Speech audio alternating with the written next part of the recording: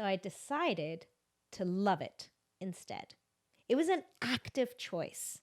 It was a choosing in the moment to use joy to work for me. Hello and welcome to the Business of Happiness podcast. I'm your host, Dr. Tarryn MacCarthy, and today is going to be a great day. There's an old Zimbabwean proverb I want to share with you today. If you can walk, dance. If you can speak, sing. What we're talking about today is using joy to work for you. How to take joy and happiness and make it work for you. Using it as a tool. Instead of looking at joy and happiness as a destination or a want or a lack, let's use it to our benefit. Okay, hear me out. This happened to me recently, and I'm going to show you exactly what it was and how I used joy as a tool, as a way to give me what I needed, using joy to feel good. All right, here we go. Hear me out.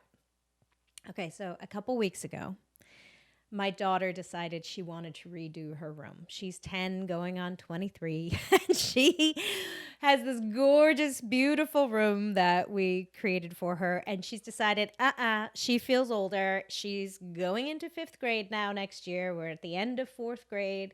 And she now needs to feel like an older kid. And she wants to redo her room.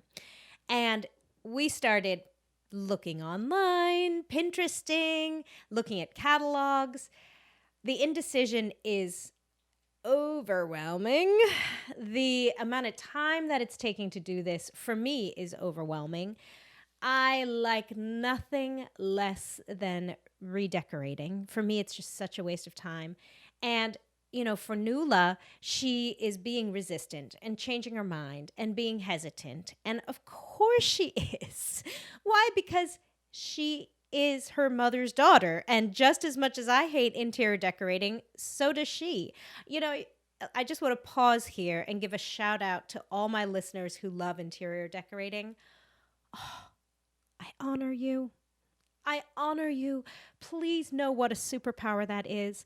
If anyone out there is looking for a sign to launch a business or just to validate how valuable cultivating spaces for people is, please hear me. Do it, my friend. Please, if you have a talent to create beautiful spaces, I need you.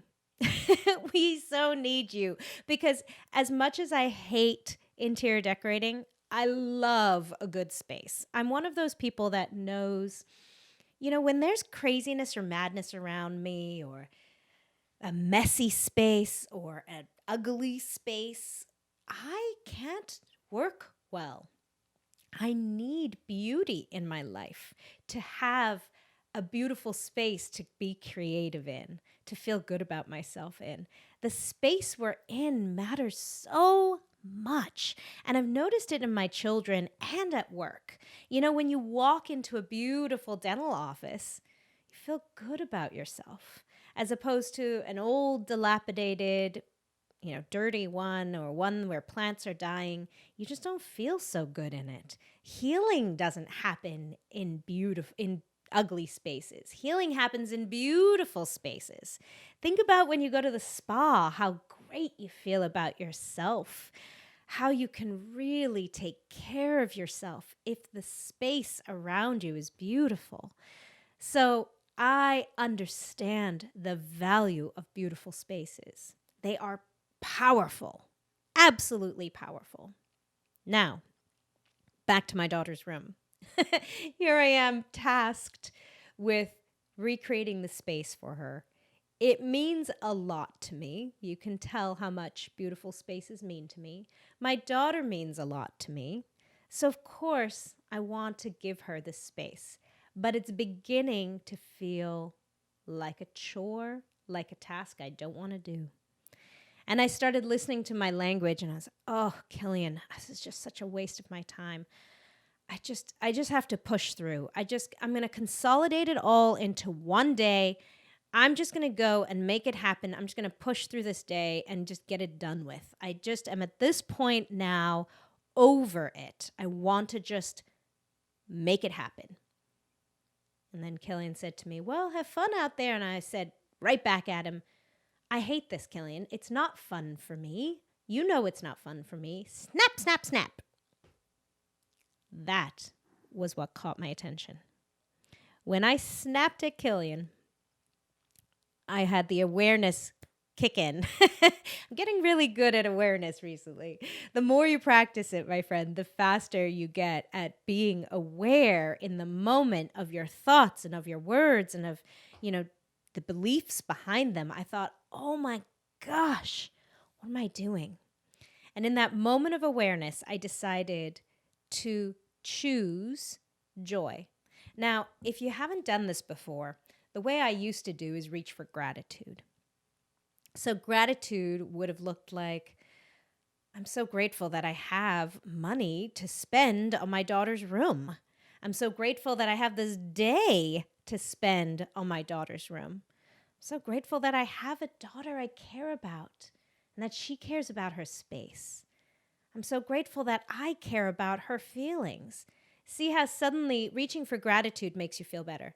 But here's the tool that I decided to reach for in that day, because what I really wanted was a phenomenal day. You know me. I wake up every morning and say, today's going to be a great day. And I wanted that day to be great. I didn't want it to be miserable doing something I didn't love. So I decided to love it instead. It was an active choice. It was a choosing in the moment to use joy to work for me. If you're listening to this podcast, chances are you didn't get into business to be miserable. The problem is that people feel that if their business gets busier, if they start becoming more successful, that happiness will eventually set in. But it can actually get worse. This is why I created the Business of Happiness Prosperity Coaching. In this one-on-one coaching, we look at how to redefine success on your terms and re-find the joy and the passion in your dream. Visit me at thebizofhappiness.com and become the happiest business owner you know. So I asked myself, well, what would make this day great? What would it be? Here I am with all these negative stories. What would make this day phenomenal? I thought, I'm going to take the roof off of my car. When I'm driving down to those stores, I'm going to take the roof off.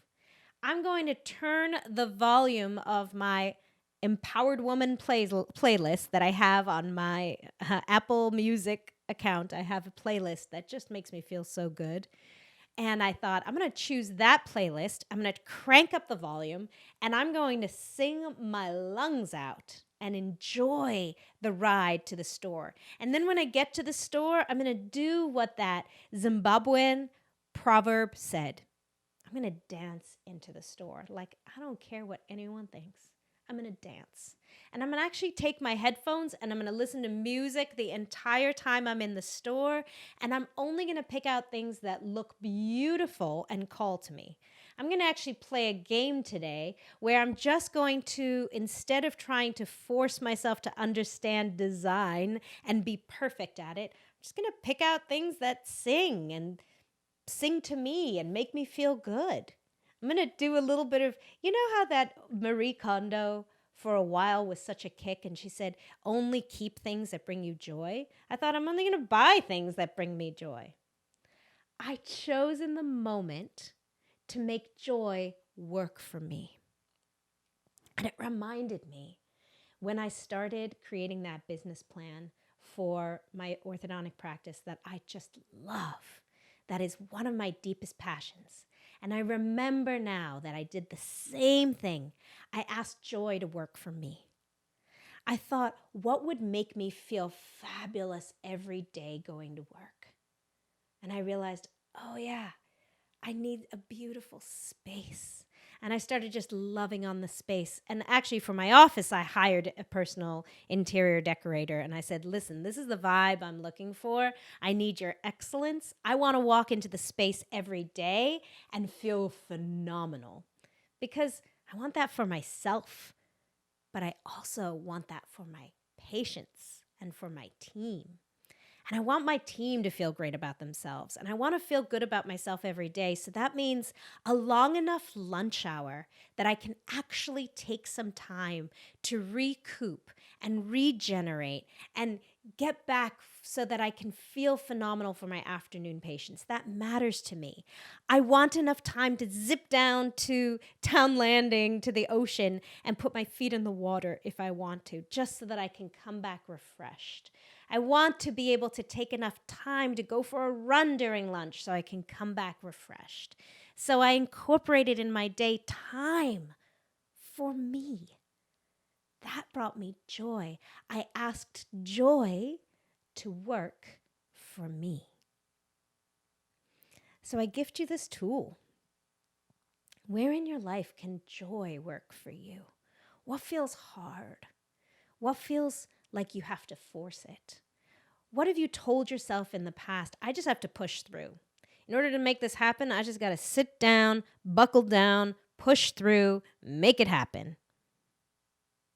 What if instead of that, you asked yourself, how can I make joy work for me?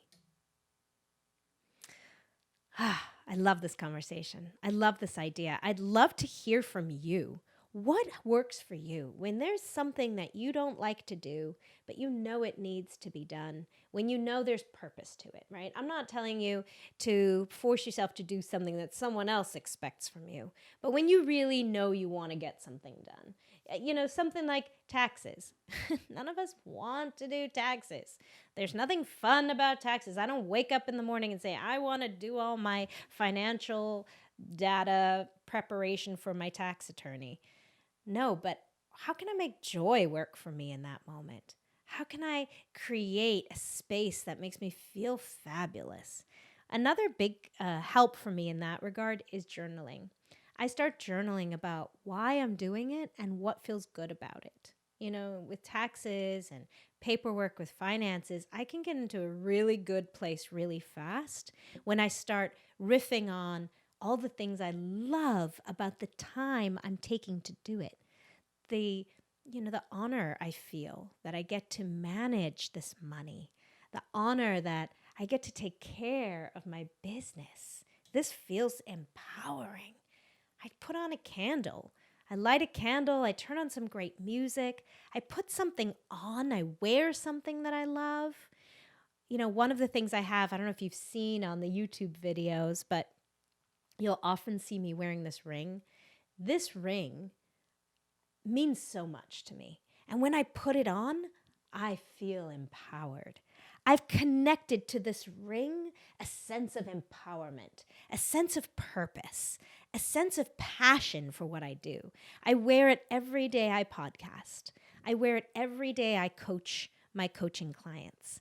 Because to me, this ring makes me feel great when I put it on. In this space, ownership of this space, ownership of this privilege to bring happiness to my community. That's what this ring means. So I set myself up and I ask myself, how can joy work for me? How can I use joy as a tool to feel great about this thing that I need to do? Well, there you go, my friends. That's my delicious tool that I'm sharing with you today on our joined community path towards happiness, on permission to feel happy. And you know what's so great is when you do that, just the action of allowing some joy in your life and then defining it for yourself, because it won't look the same for any two people. What brings you joy won't necessarily bring me joy. Maybe decorating does bring you joy, and maybe wearing a ring that really doesn't mean a thing to you. But what is it that does bring you joy? And how can you use joy to work for you? Sending you so much love, my friends. Remember, when you feel good, that's when you can do good. Bye-bye.